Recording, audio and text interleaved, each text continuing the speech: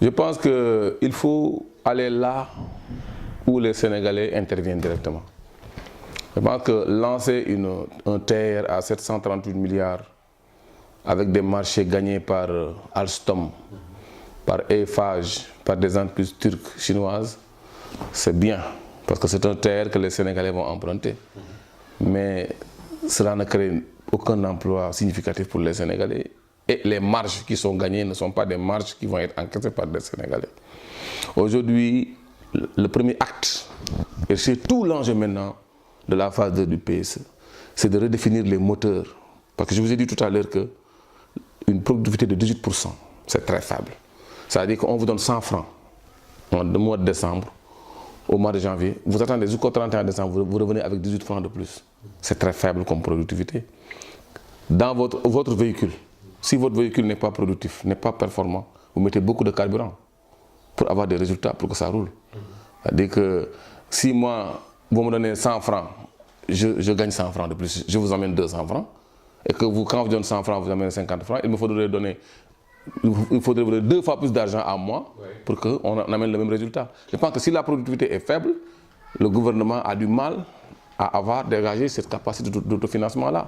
Ce qui fait que donc, quand votre moteur donc, est faible et n'est pas productif, vous mettez beaucoup de carburant. Quand l'État n'est pas très productif, l'État met beaucoup d'argent. Chaque investisseur étranger peut venir investir du jour au lendemain et dire que moi je repars. Et créer des emplois. C'est ce que Colgate-Palmolive a fait. Vous savez que Colgate-Palmolive est parti de Dakar en 2009 ou 2010. Ils sont partis comme ça du jour au lendemain. En laissant des chômeurs, ils ont dédommagé les chômeurs, les travailleurs, ils sont partis. Alors qu'un Sénégalais ne l'aurait pas fait. Si vous lui appliquez un régime préférentiel, vous lui donnez des avantages, vous lui permettez d'être milliardaire. Aujourd'hui, il faut qu'on crée ces milliardaires sénégalais qui portent l'emploi. Parce que j'ai comme l'impression qu'à chaque fois qu'ils donnent à un Sénégal des marchés et que le Sénégal devient riche, ils vont se dire que oui, ce gars-là va devenir riche, il va nous chercher du pouvoir, il va financer l'opposition. Il faut créer des milliardaires sénégalais, leur donner l'argent public, qu'ils gagnent les marchés publics. Je vous jure que si aujourd'hui le gouvernement stabilise tout cela, et permettre à des PME, des PMI sénégalaises de compter sur l'argent public et que l'argent public soit stabilisé pour qu'à chaque fois qu'on doit leur payer, les échéances sont respectées. Ces gens-là, on peut leur intimider de recruter des gens.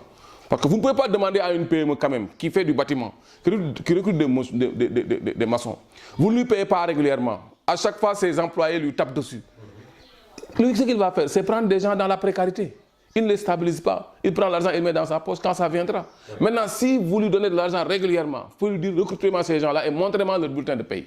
Parce que là, vous pouvez le faire. Je pense que si le gouvernement réserve une partie importante des marchés publics au secteur privé local et que le gouvernement se donne la mission de créer un secteur privé sénégalais, je pense que dans quelques années, vous verrez que beaucoup d'emplois seront créés sans problème.